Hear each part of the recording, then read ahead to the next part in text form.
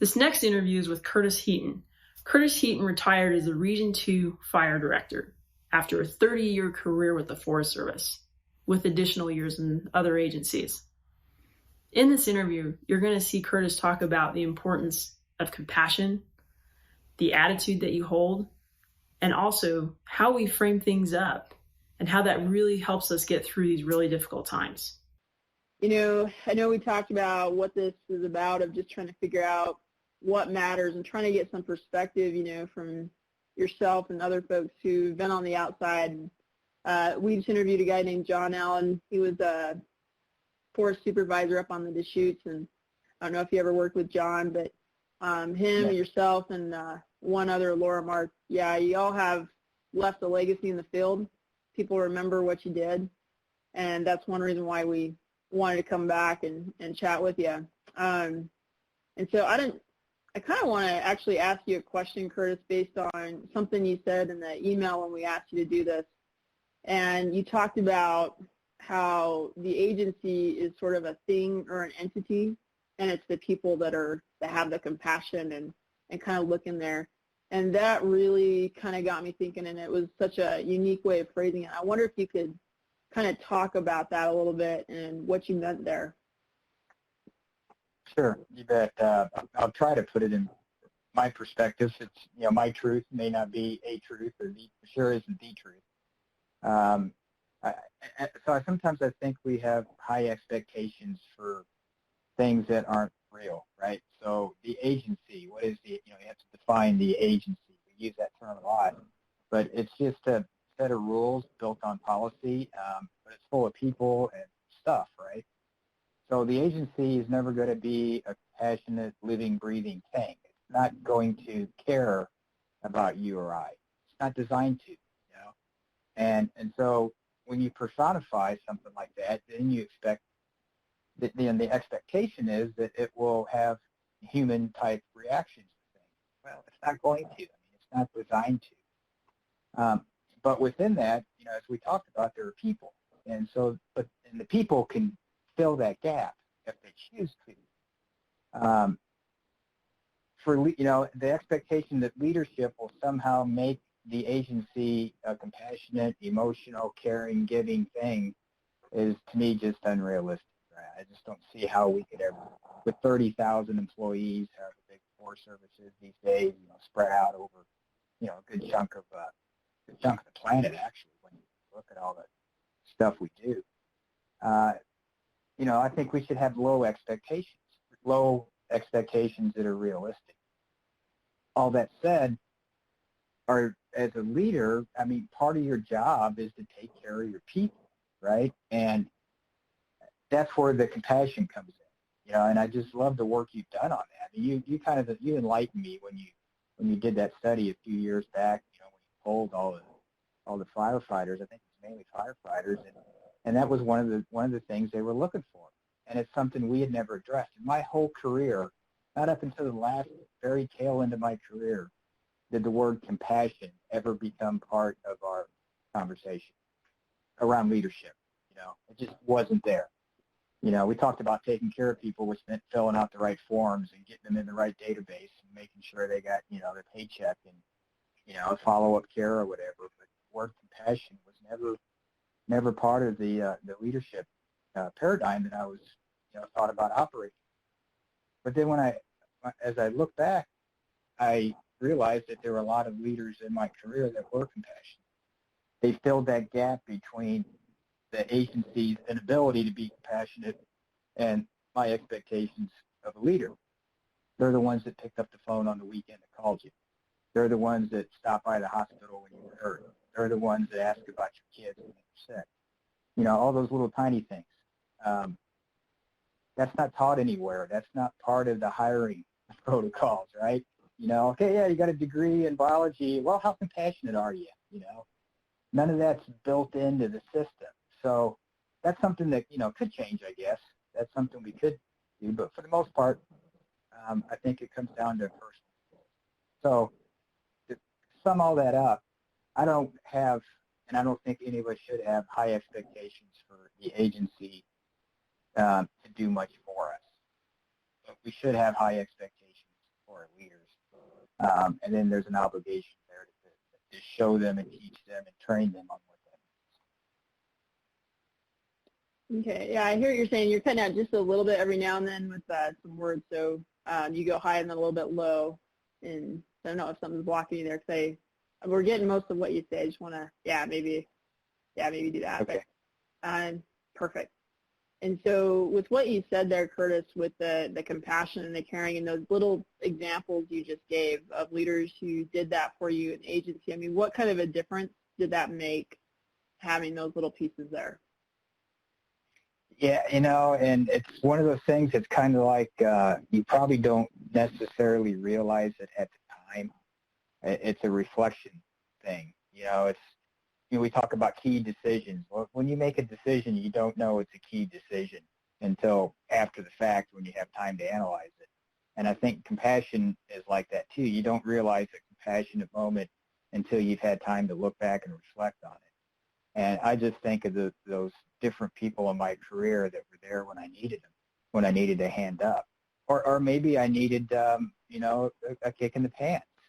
There's a few times I needed that, and that's a different form of compassion. Maybe a little on the rough side, but looking back, I needed that, and they were there for me. It's the tough love, and that's okay too. So I'm not sure if I just answered your question, but I think I forgot your question. I'm sorry, I started babbling. No, we'll take that. I mean, you're going right along that, and from what you're saying, it's like people that are there for you both when you need that kind of, hey, let me pick you up, and then also people that said, hey, they cared enough to say, you need to get going here a little bit more, showing that interest in you. So having those people be there in that way, and like you said, you may not have noticed it at the time, but reflecting back on it, I mean, how critical was it for those instances and those people to be doing that during those times? Yeah, so I mean, game changing, super critical. To give you a simple, straight answer, I mean, it's really, and we've seen, all of us that have been around have seen people spiral down, either through depression or injury or loss, and we've also seen where people started to spiral and they stopped. So there's a chance. If you're in the right place at the right time, it's just like a fire, right? Get there at the right place at the right time, you can stop the spread. And I think that's hard to know, but it comes with experience and wisdom, right? And it comes with, paying attention to your folks. Why is Bob late? Bob's never late. Why isn't Mary talking? Mary's always the most talkative in the group. And that intervention at that point can make all the difference to them. And there's really no way of, unless you, a psychologist or you have medical training in that field, you just have to be observant. You just have to know your people. It's one of our tenets of leadership. Know yourself, know your people. And by doing that, then you can intervene at the right point and maybe make a difference in someone's life. Mm-hmm.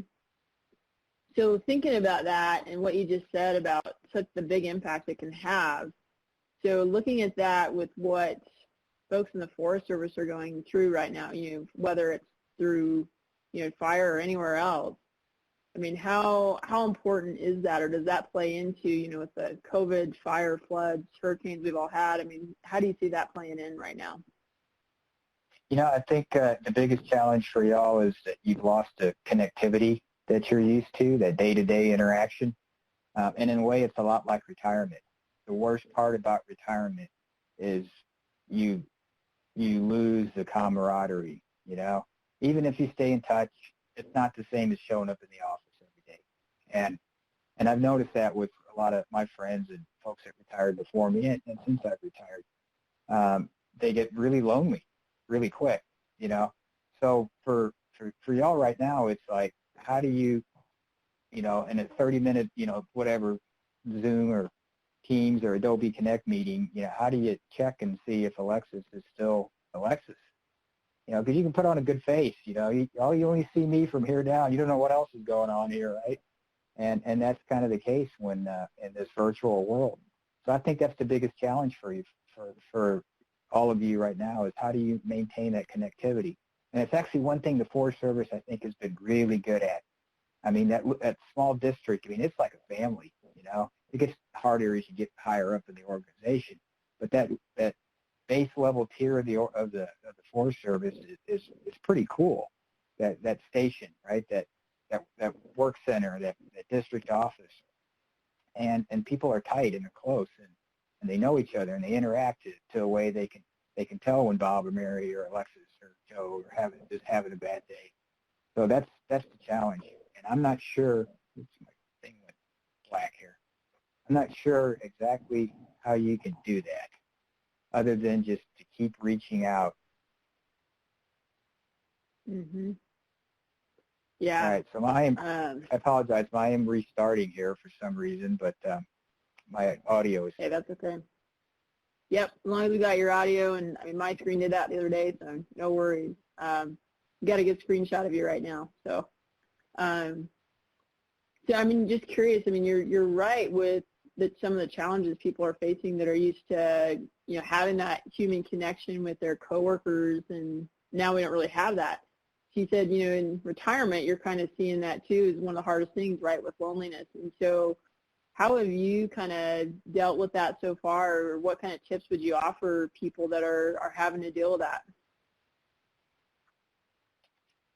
You know, I'm probably kind of weird, but for one thing, I've enjoyed it to some extent. I mean, it's quieter, things are slower. You know, the world feels like it's just kind of slowed down. So it's like, hey, that's pretty cool. You know, you don't get that when you're running 100 miles an hour at the office. So there's, you know, you shouldn't hesitate to embrace the good stuff. But what I learned is a lot of folks just started reaching out to me. And you got social media, you can do that. I'm not a big social media guy, but folks would call me up just out of the blue. Hey, how you doing? And it meant a lot, you know. And so so I took that same thing. I thought, well, I can do that too. So I just started calling people I hadn't talked to in a while. Hey, how you doing?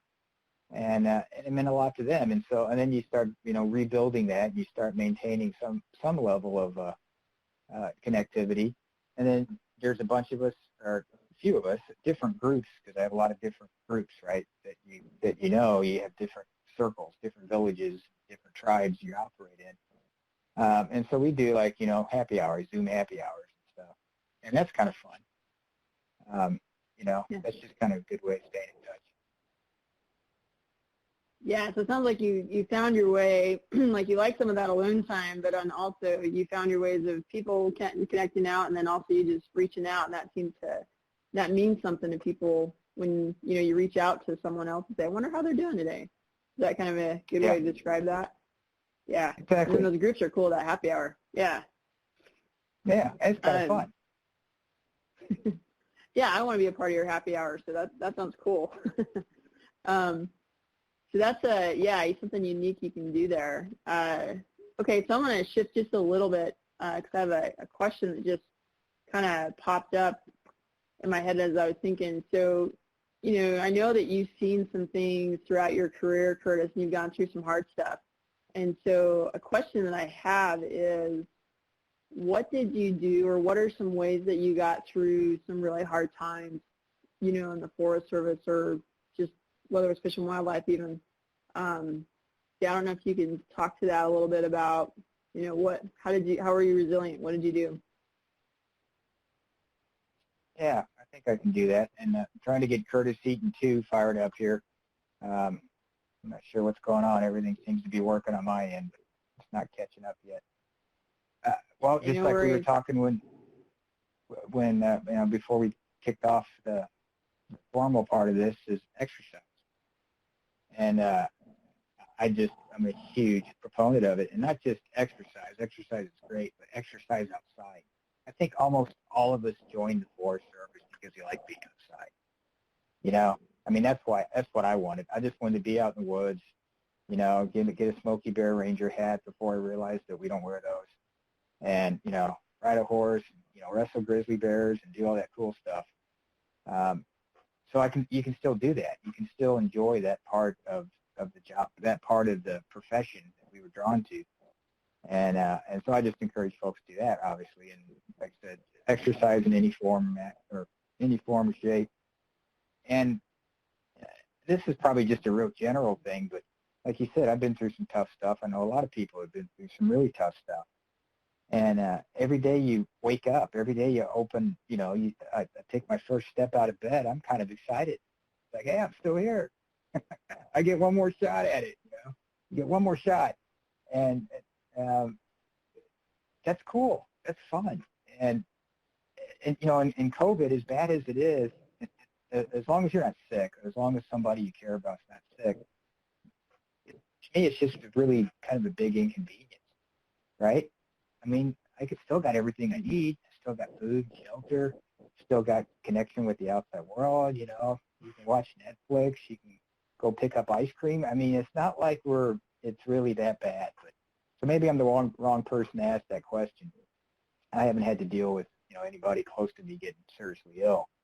I think that's a whole different subject to have. But, yeah, just be happy, Take the time. Sooner or later, you're going to be back in the office and you're going to be stuck in a budget meeting, all day. So enjoy the time you got right now where you don't have to do that. Probably the wrong So, I mean, wait. No, actually, Curtis, something you said, it reminds me of, when I talk about resilience to folks, something I mention is bring up, like, for instance, Viktor Frankl. I don't know if you've heard of Viktor. He's a Holocaust survivor, psychiatrist. He lost his mom, his dad, his brother, his wife. And he really looked at, who came through really hard events, basically who survived the Holocaust and who didn't. And it kind of reminds me of what you're saying right now, because what he found, it wasn't necessarily the strongest physically or anything like that. It was the ones that found kind of those meaning, purpose, or those different ways of framing it rather than just like, man, this sucks every day, and seeing all that negative. Yeah. And so, it actually does kind of make sense what you're saying with that. And tell me if this resonates too. I threw this out to one of the other people we interviewed, Laura Mark, and it was flying around Facebook, and a quote was, 2020 is the year not to get everything you want. It's the year to appreciate everything you have. That's pretty good. I don't know. Yeah, I don't know. Yeah, like I said, I'm not sure if that resonates with what you just said, but I thought I'd just throw that out there. Yeah, no, that's awesome. Yeah, I think that's spot on. And sometimes we almost feel guilty about thinking that way because all the, everything in the news is horrible, and it is bad. I mean, I got neighbors who, lost their businesses. And I think that's probably a difference too, being out of the Forest Service. You get a better sense of what's going on in the private world, private sector. It's a lot tougher for them. This is one of those good things about being a government employee and even being a government retiree. I still get paychecks. Life's good. I'm still getting paychecks. We're all getting paychecks. That's a pretty cool place to be when we were above 10% unemployment. It's hundreds of thousands of people out of work. So, I mean, that's another thing to grab onto. I mean, hey, it's pretty cool. I'm still getting a paycheck. So there's a lot of good things. You can just keep reaching out, and you can, and this is going to end, right? There's a finish line, and that's the cool thing about being an endurance athlete. You build yourself up to that. If anybody who's ever run a marathon will tell you the worst mile is somewhere around 20. Not the last mile. The last mile is the best mile, no matter how much it hurts, because there's a finish line. But somewhere around that 18, 20, 22 mile mark, you're thinking, why am I here? I ain't going to make it. I'm never going to finish. You go through that whole range of emotions. And I think that's about where we're at now. We're kind of at that point where this race has went on for a long time, and we know there's a finish line, but we can't see it yet. But we're going to see it pretty quick. We're just around the corner. Mhm. Yeah, that's a really good way to frame that up, and I can definitely relate. As soon as you said that, I was thinking mile 22. So, yeah, you definitely framed that up well. With we think we've gone through so much already, and how much we have left to go is probably not as far as what we've gone through so far before things start really looking up. Exactly. Okay. It's the unknown, right? It's the unknown that's the worst part. And for the first, 5-6 months of this, it was all unknown. How bad is it going to get? How do you catch it? What happens when they can't treat it? There's never going to be a vaccine. Well, all that's been addressed. It's all been addressed now. So it's like, okay, now we know there's some mitigations, right? We're all into risk management. We practice risk management. Well, you can mitigate a lot of the risk. Okay, well, that's a good start. That means you got a pretty good input. Now you know the odds and the percentages. You got a 99% chance you're going to be just fine through all this. Those are pretty good odds. At odds like that in Vegas, I'd be a very rich man, I would be tickled to death to have those kinds of odds at the blackjack table. And frankly, they're probably about the same odds or probably even better odds than what I had when I was a firefighter.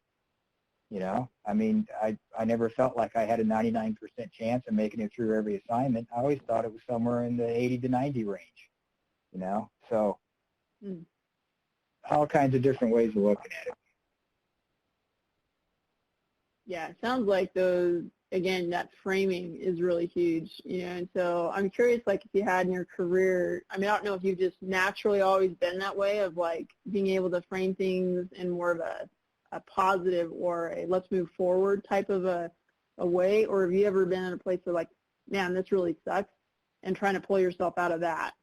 And how, I don't know if you have or not, but I'm just kind of wondering if you have and what you did if you had been there.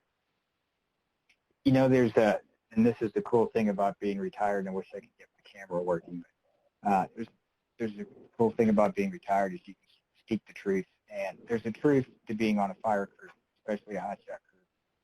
And that truth is, if you're the person who's suffering, and you're the one that's telling everybody that you're suffering and you're miserable, that crew's going to feed on you, because suffering and complaining is contagious. And nobody wants that in their workplace. And it's just amplified on a fire crew because it is at times. It's hot, it's cold, it's steep, it's smoky, it's dirty, you're tired. So all that stuff's amplified. And if you're that weak link, and you're the one that's trying to spread that negativity, people are going to feed on you. So I learned pretty quick that doesn't, being negative and being the one complaining and being the one feeling sorry for yourself didn't do me or anyone around me any good. It just made us all more miserable. And then that human nature to, the ones that were positive, they didn't want any more of it, and they just shut you off. And then you weren't part of they didn't want you around them, the good people. And then the bad people would just decide that you're showing weakness, and they'd capitalize on it and make your life even more miserable. So, I think that's kind of a harsh reality of human behavior. It's very real, and I'm sure it's going on today. It goes on in every place I've ever worked. It was just amplified in my youth when I was a young hotshot. And so, yeah, figured out pretty quick. Doesn't do any good to be the negative one. Doesn't do any good to whine and complain. Doesn't do any good to get my head down in the dirt. It's not going to solve any problems. It's not going to make anything better. Mm-hmm. And I had some really cool leaders I had some really bad leaders. I had a lot of bad leaders I learned from, but the leaders I learned the most from were the ones that every day was a holiday. They would just wake up, and I don't know where they got it from, but every day was just a new and exciting day. And those are the ones I wanted to emulate. I wanted to be like that. I wanted to be that guy, because people want to be around you. When you're that happy, positive person, it's like a gravitational force. It just pulls others to you and around you. Yeah. So it sounds like, just from what you're saying, when you're in that negative space, it either, not only is it sucking, life from you and energy from you, but also from everyone around you. But instead, if you're that little bit positive, or able to pull people up and just change that frame of reference, it just changes that whole situation. Is that accurate to say? Absolutely. Yep. If you want to get into the metaphysics and you want to get into the weird stuff, you can create your own reality. And there is some truth to that in terms of how your mind perceives your environment. So I'm a big fan of that kind of thinking too. I see I see a happy place, and then the world's a happy place. So that's interesting. So you said you're really into that. Can you I mean, just kind of curious. Can you tell me a little bit about that, about what you've learned through some of the things you've seen with that or studied? Sure. I mean, there's without getting too deep. I mean, there's actually science. If you if you're into quantum physics, right? Quantum physics is starting to explore this world that's like, hey, there's a lot going on at that microparticle level. If you want to just look at it from that perspective, and they're seeing things that don't make sense. They're like, wow, those particles are existing in two places at the same time, and so it's opening up this whole realm of science to that there's more to consciousness, and there's more to the parts and pieces that make us up than we ever thought. If you want to just step that back and just look at it from, all the great religions have some common themes, and those are, whether it's meditation or prayer, whatever you want to call it, taking that time to just look inward, self-awareness, understanding yourself, having a relationship with something bigger than yourself, and just moving to the point where you're experiencing life in a holistic approach, right? So you just start singing birds, right? The joy of sun on your face, the wind through the trees, just finding those things and slowly creating a world that, hey, there's a lot of cool stuff here. This is a really great time and place to be alive. Mm. You probably weren't looking for any of that here, were you? I just want to hear what you have. I mean, I can totally relate with that. I think that's really a cool way to see it, because it's like looking at the connectedness of the things around us. And it sounds like when you're able to do that and appreciate those things that are around us, like this bird or this thing, and how it's connected, it just seems like that adds a little bit more perspective to what you've been talking about with that. So I think it's cool. Well, yeah. And with that, and the other thing about being in fire, for 30 plus years, is you saw a lot of destruction. And I don't think, and this is probably getting off topic, I'm not sure if we think about how that affects people over the course of their careers, but you see a lot of things what most of us would consider destroyed. But from the science point, those of us that have backgrounds in the natural sciences, that fire is just change. Right? So the forest burning up, oh yeah, look, all the trees are gone. It's really depressing, but we know it's change. It's part of the natural cycle. And so you just expand that view, especially after watching it for 30 years. But then when you see animals dying, even humans, and towns wiped out, you just remind yourself this is part of that natural cycle of change. And it doesn't have to be bad. It may not be good, but it doesn't have to be bad. Mm. Yeah. Just kind of seeing a little bit different perspective. Yeah. Okay.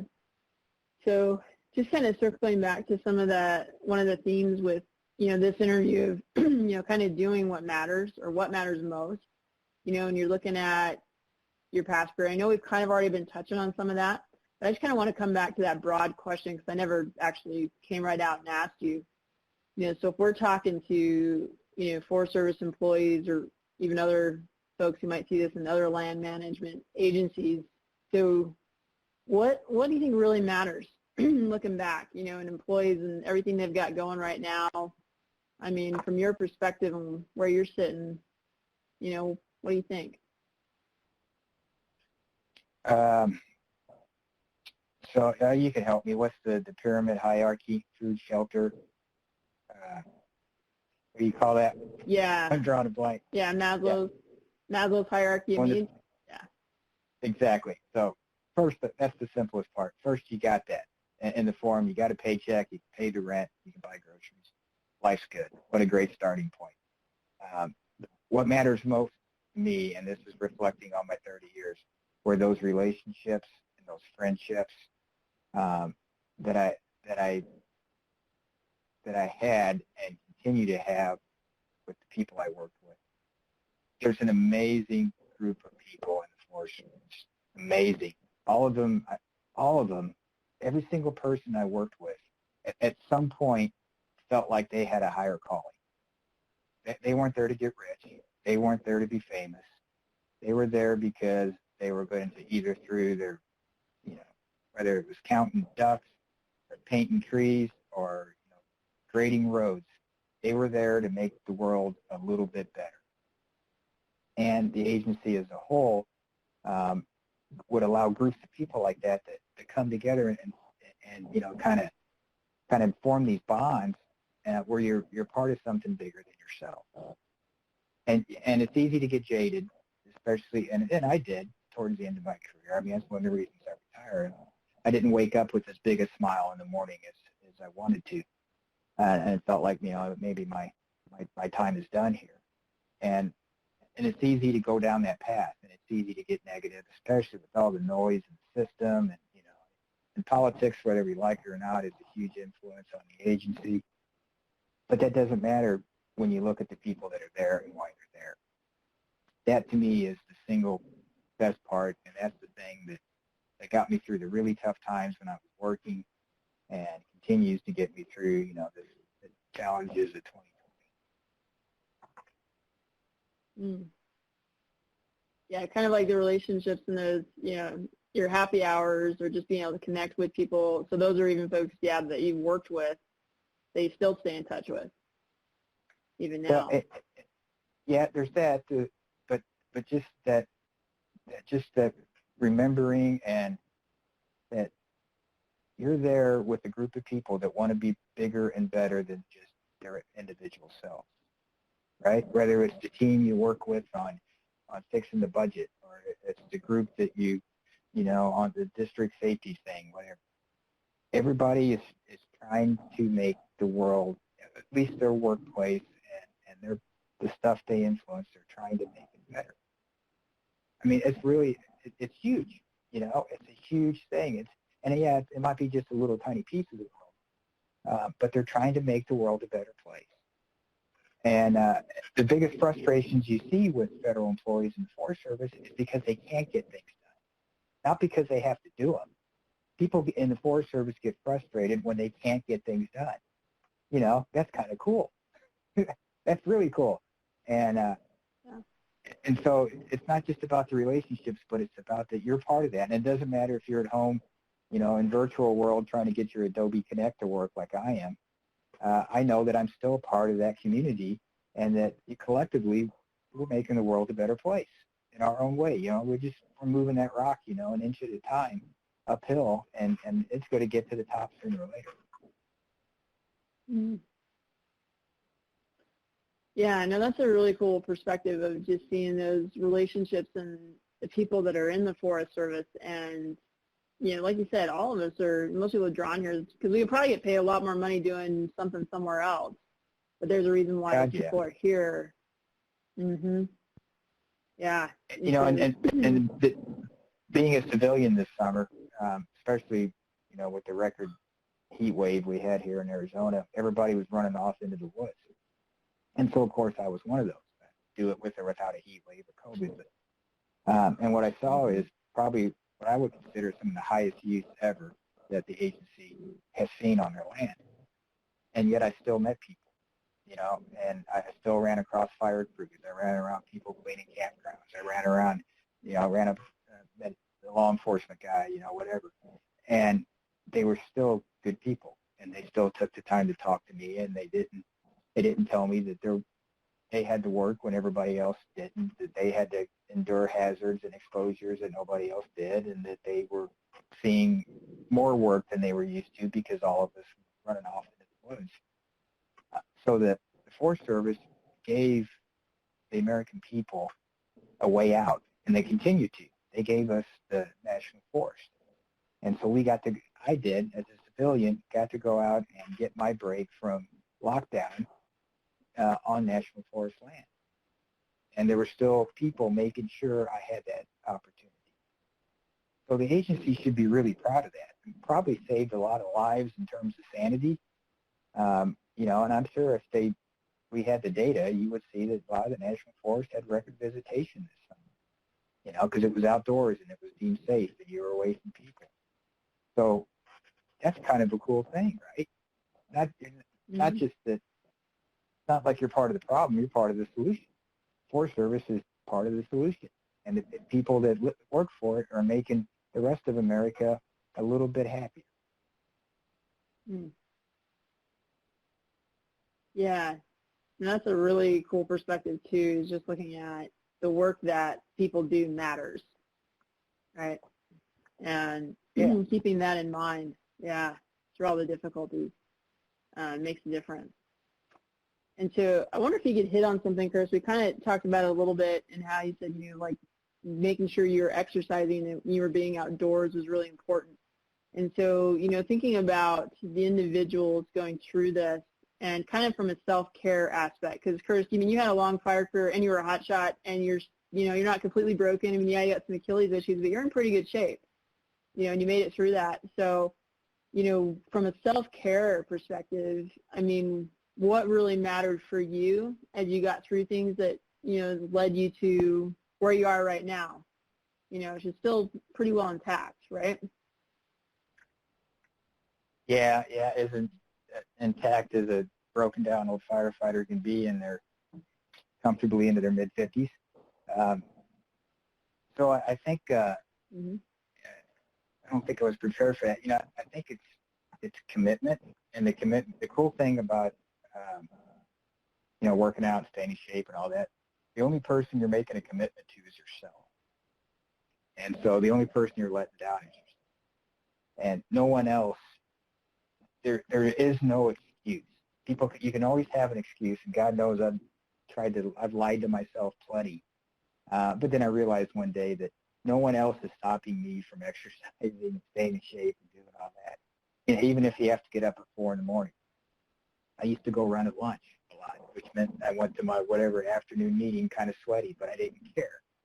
I just got to the point, it's like, this is important. This is as important to me as family and and all these values in my life. This is one of my core values now. And particularly in fire, I always felt like if my job was to lead firefighters, I should at least have the ability to do what I'm asking them to do. It doesn't mean I could, go out and drop trees all day long anymore, but at least I could hike up the hill. Or at least I knew, at least I could remember what that felt like to be hot and tired and all that. So it's a commitment, and it's a commitment to yourself, and there's no one that can stop you except yourself. And it's the relief. There's a physical reaction, as you know very well. You get the endorphins, and, you get the fresh air, all those things that physical release. But then there's the psychological part too, where you just get a break from the troubles of the world. The troubles of the world disappear on a steep hill. The only thing that you have to deal with is getting to the top of the steep hill.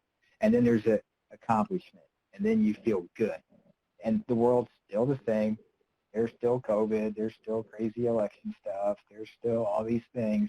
But by God, you made it to the top of the hill, that steep hill, and you get to feel good about it. Kind of like what's in your control, and it's almost like holding yourself accountable to what can I do for myself. And for you, it sounded like it was that exercising, and hey, I can make it to the top of this hill right here, regardless of what else is going on. There's still this, those little pieces. Is that kind of accurate? Yeah, exactly. And for me, I had a personal reason. Not many people know this, but I'm a diabetic, and I've been fortunate enough that I found out when I was young, and so I've been able to manage it primarily with exercise and diet, and I've been able to stay off insulin. Sister, my parents, they've all been on insulin, and the doctors are like, hey, it's pretty amazing. You can still do that. And it's like, so it became. So there's a reason for me, and that might be, maybe unfair to others because I had a super extra high level of motivation. But it's like, wow, it's so much better than taking a drug. So much better if I just get up, even if it hurts, and even if I don't want to work out. But that means that's one less shot I have to take, one less pill I have to take. And nobody can make me do it, and nobody can stop me from doing it. So it's my decision. Yeah, no, that's awesome. My dad's a diabetic, so what you just said too, and I knew that was a struggle he's had. He was on insulin, and then he changed the way he did things, and he's had it for 30 years, and now he's not on it because of how he eats and does things. So, and I know it's super hard. But then also, like you said, you've had that motivation, but it just seems like you just have that way, Curtis, of kind of keeping that, what's the win that you're going to get? You know, I don't have to take that shot, or I don't need to take a pill. I don't need to medicate if I'm, you know, you're looking for that positive piece that it gives you by taking care of yourself. I mean, that's kind of what I'm hearing, if that's accurate. Yeah, you know, I think life is just full of a whole bunch of little tiny victories and the occasional big loss.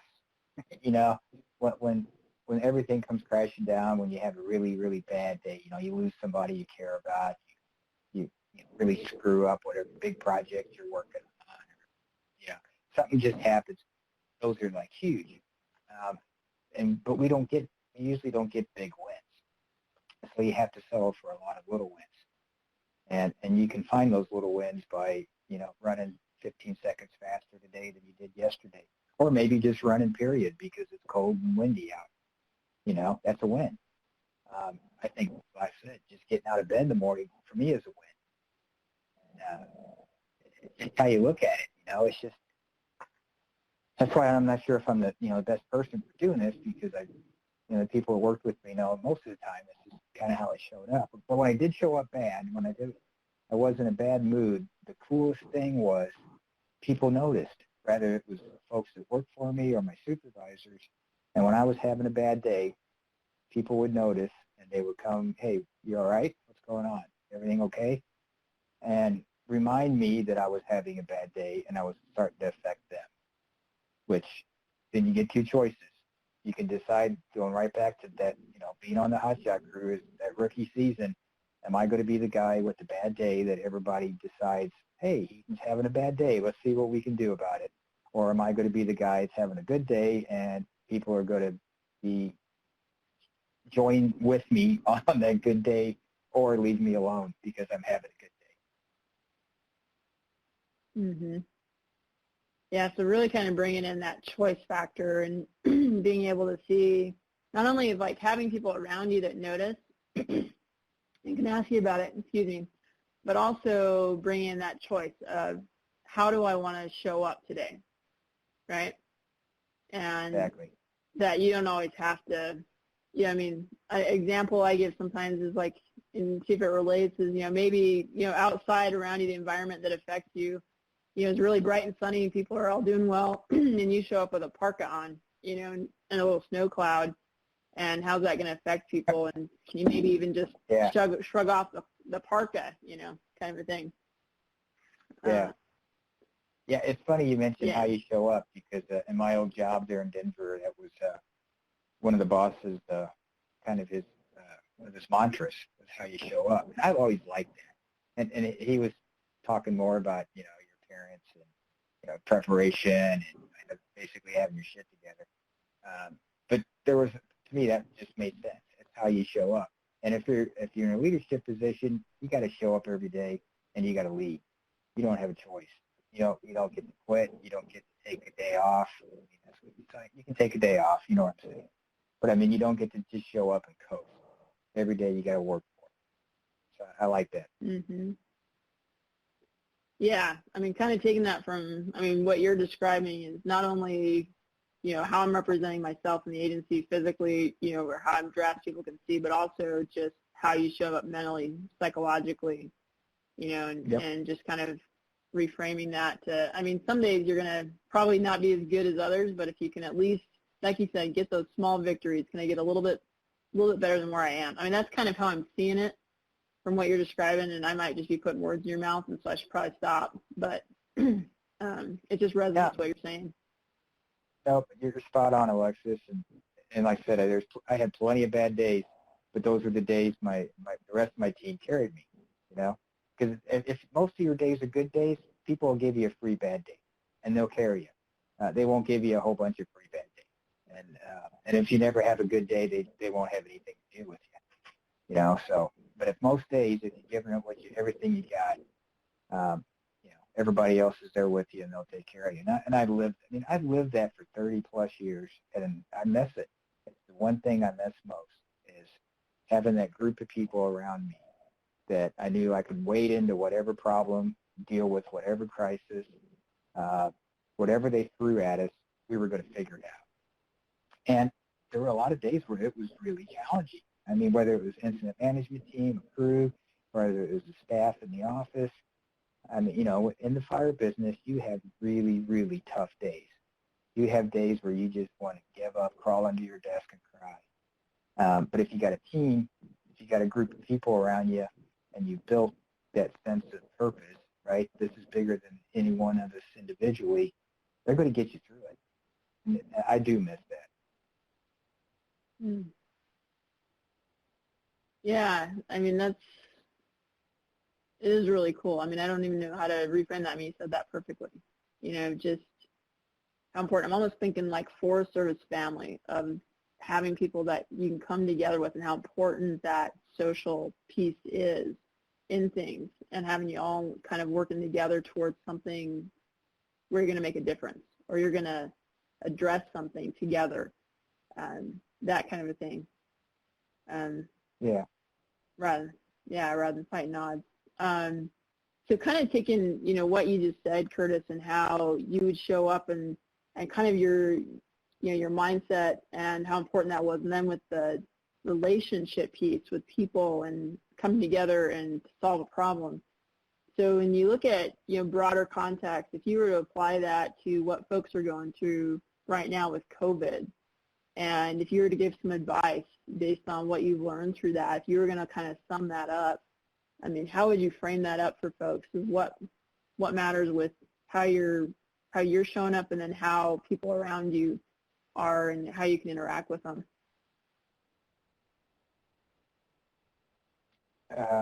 Yeah, I guess if I was going to sum that up, and we talked about a lot of stuff, so I'm going to take just a moment to think about it. Yep, please do. I threw a big question at you, so yeah, that was the other thing. It's like, go ahead and take a minute to think on it. Yeah, and I'll get there in just a moment. One thing, if I was a leader, and if I was still active in the Forest Service in a leadership role, I would take this last 6 months, 8 months, whatever it's been, and use that as an opportunity to look back and see how well my team did. And it would probably tell me how well I prepared them for an event like this, not knowing anything like this was ever going to happen, but just those day-to-day behaviors, and that trust and that communication. If you had built that foundation, then, like I said, it doesn't matter what the problem is. It doesn't matter if it's COVID or wildfire or earthquakes or aliens, landing. Whatever it is, your team's going to get through it. So this is a really good opportunity for leaders to say, what did we have that made it successful, or what were we lacking and created all problems and barriers. So it's a really good time for reflection, I think, for the leaders. It's actually a gift if you look at it from that perspective, to put your group through this kind of test. So all that said, so if I was going to summarize, I would say, I think the best metaphor, and metaphors have meaning and are powerful forms of communication, is that marathon. If you had a good foundation, then you've probably been feeling pretty good for the last 20 miles. If you had a bad foundation, you've probably been struggling, and that's that reflection piece. If you were prepared and your folks were prepared, then you're having a pretty good race. But all that said, you're still going to hurt really bad at that 18, 20, 22 mile mark, right? That's when fatigue's going to set in. That's when burden, stress, like, oh my God, why am I doing this? I just want this over with. I could quit. Maybe I'll just quit. Nobody will ever know. But no, well, you'll know, and everybody else will know. But how am I going to finish this? And if you just tough it out, if you just fall back to your training, stay on your pace, use the resources you have available with your people, the technology you have right now, which is awesome. I mean, there's a lot of cool stuff. Could you imagine having done this 10 years ago without, or back when I started without the internet and cell phones? This would have been horrible. So you got all these things that can help you get through the race. And just remember that you're almost at the finish line, right? The hardest part, the unknown, the uncertainty, the chaos associated with that initial rollout is behind you. Now you got a battle rhythm. Now you got some operational tempo. Now you know how to do all these things So it's just a matter of just toughing it out, and that finish line is just ahead, just ahead. So trust them, stay with those relationships, keep checking on each other. I always said that the single most important thing we need to do in the Forest Service is take care of each other. You can't expect the agency to do it. They just don't know how. They weren't designed to do that. They were designed to grow trees. They weren't designed to take. The agency was not designed to take care of people. It was designed to grow trees. But the people within there can take care of each other. So just do that. Focus on the good stuff. Think about what you learned. Use it as an opportunity for reflection. And remember, the finish line is in sight. Yeah, I really like how you framed that.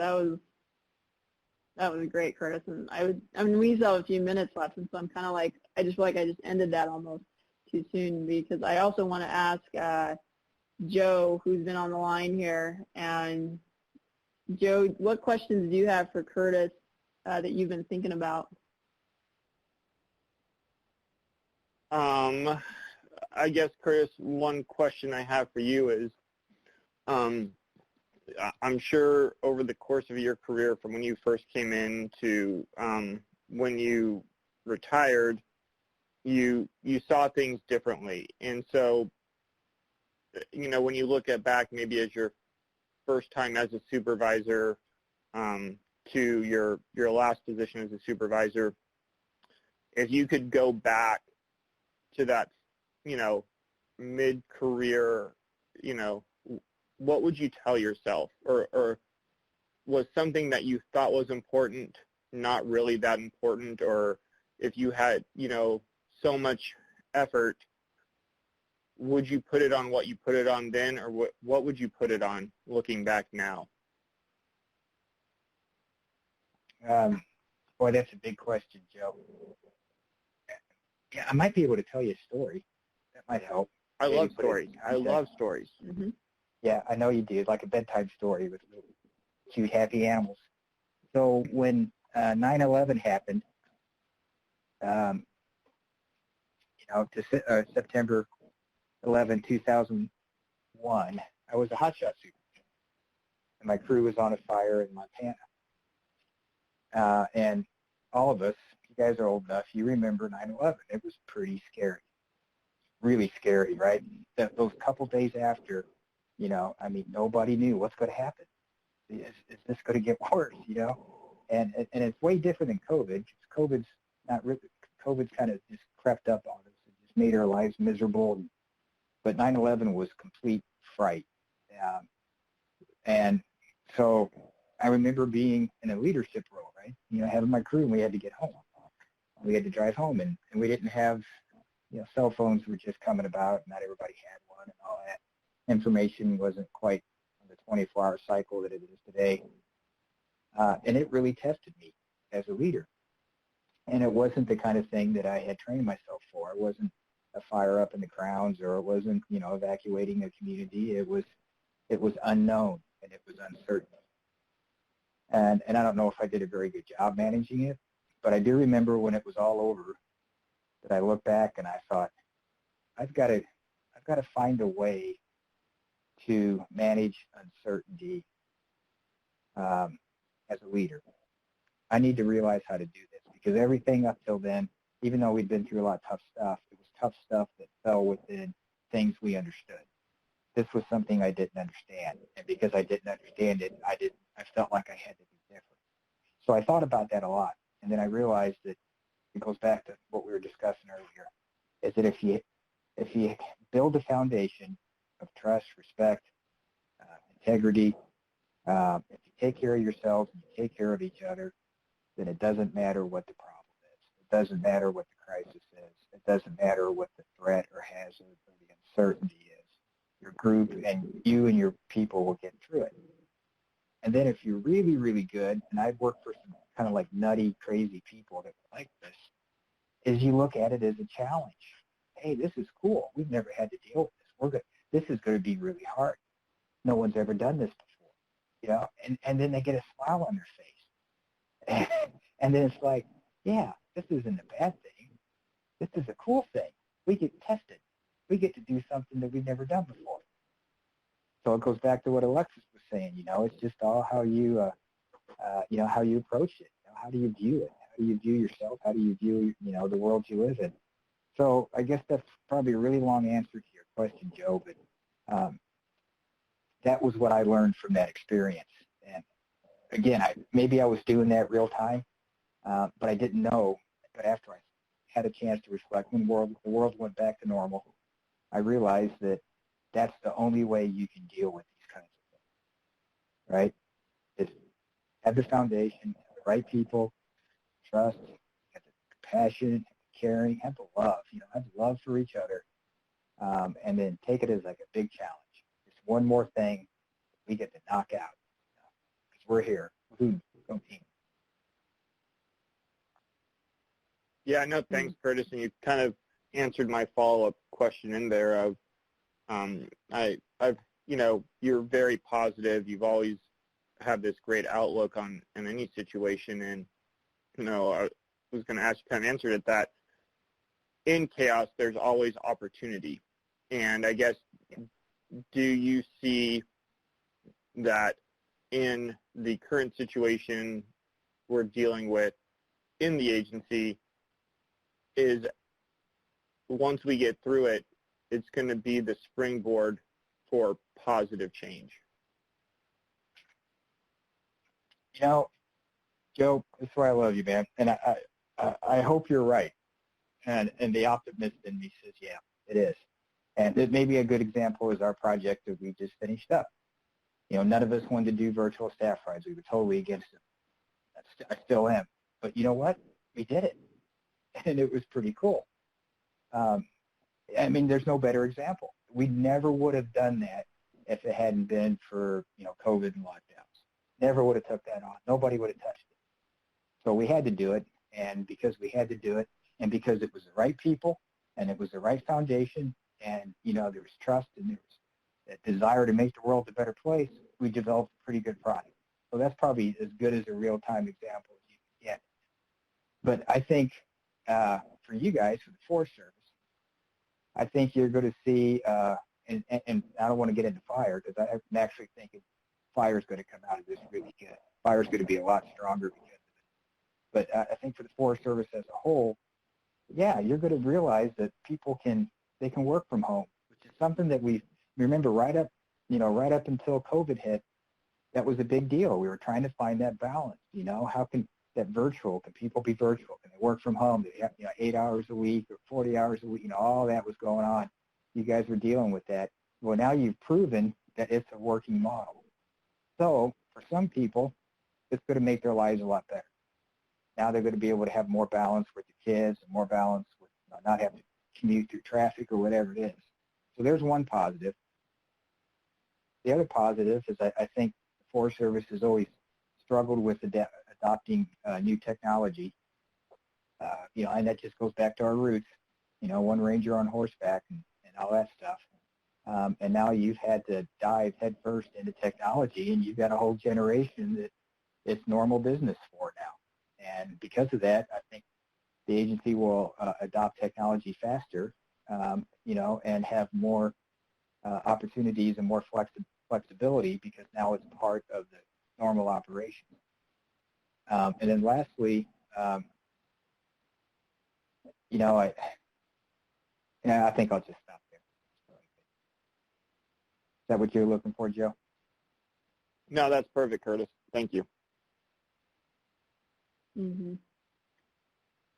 Yeah, maybe with that, when you got to your last thing, maybe stop. So I guess that goes to my last question. This has been awesome, Curtis, and just hearing your perspective and just those different pieces that really make it work. My last thing is there anything that we haven't asked or haven't chatted about that you've been thinking about? You're like, if I was to leave one last thing or anything else that hasn't been said or reiterate, I don't know if there's anything else you'd want to add that we haven't touched on. I don't know about that, but I think I can capstone Joe's question, and maybe this is a good closing example. So we just did this, virtual staff ride for the Dude Fire. Dude Fire happened 30 years ago. tragic event. I was there. I remember it very well. My own personal story, that goes with that. And 6 lives were lost. Other people severely injured. Community devastated. People for the rest of their careers carry the burden, the scars and the burdens of that day. But out of that, was born the concept of lookout communications, escape routes, and safety zones, LCES. It came to fruition 4 years later after South Canyon, another tragic incident that happened in the Forest Service. But out of both of those things, the fire community became better and stronger. They took lessons and they learned and they carried them forward, and they became a better, stronger group of people. That's what adversity does, right? It hardens you, and it forces you to learn and change, and it allows you to grow if you choose to grow. If you don't try to hold on to the past and you're willing to learn from the past and embrace the future, you grow with these things. And if it wasn't for adversity, we would kind of be boring, and we'd probably be all soft and mushy and weak and frail and all that. But it's these events that happen and these hardships that it's like forging a blade. You got to get it hot. You got to beat the crap out of it, and then what comes out of there is a really tough, hardened blade that can endure the work that it's designed for. So that's, again, the optimist in me. Is COVID's going to make us better. 2020 is going to make us better and stronger. Forest Service is going to be better and stronger for it. It's going to be different. It's going to change. You're not going to lose your identity, who you are and what you stand for and why you get up in the morning and go to work. But when you go back to work, when you finally get back in the office, it's going to be different. And then we decide whether or not it's better, right? The people that show up that day when you're back in the office decide whether or not it's going to be better. And if you do that and you grab all these things you learned, the technology and the importance of the relationships and the fact that maybe you actually miss seeing your boss, and maybe you actually miss going to that staff meeting in person and, having cookies at lunch and all that stuff, then it'll be better. So that's me. That's the optimist in me. And I think history backs me up on that one. The optimism. Humans are really, really, really resilient, and good organizations only come out of the ashes.